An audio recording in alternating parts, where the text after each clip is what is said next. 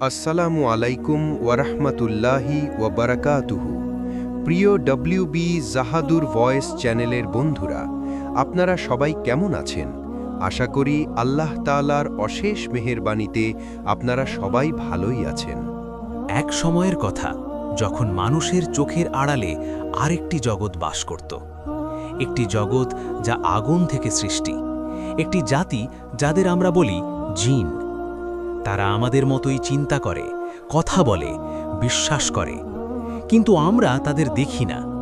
এই গল্প সেই সময়ের যখন মহানবী সাল্লাল্লাহু আলাইহি ওয়াসাল্লাম মক্কায় ইসলাম প্রচার করছিলেন। মানুষের অনেকেই তখনও অন্ধকারে ছিল। তারা সত্যকে অস্বীকার করত, নবীকে কষ্ট দিত। একদিন নবী করিম সাল্লাল্লাহু আলাইহি ওয়াসাল্লাম তায়েফ সফর শেষে ফিরে আসছিলেন। মানুষ তাকে প্রত্যাখ্যান করেছিল, তার হৃদয় ছিল ভারাক্রান্ত। ঠিক সেই সময় আল্লাহ এক বিস্ময়কর ঘটনা ঘটালেন।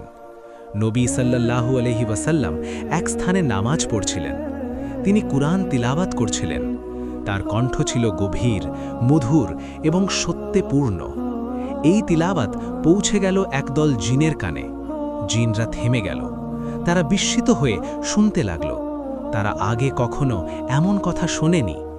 একজন আরেকজনকে বলল, চুপ, মনোযোগ দিয়ে শোনো। তারা বুঝতে পারল এটা কোনো সাধারণ কথা নয়, এটা আল্লাহর কালাম। তারা বলল, এটি এমন এক কিতাব যা সত্যের দিকে পথ দেখায়। তাদের হৃদয় কেঁপে উঠল। তারা সঙ্গে সঙ্গে ঈমান গ্রহণ করল।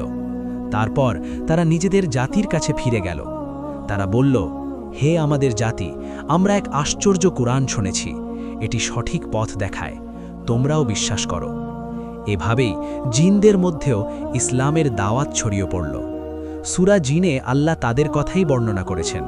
তারা স্বীকার করেছিল, আমাদের মধ্যে ভালোও আছে, মন্দও আছে, কেউ মুসলিম, কেউ কাফের।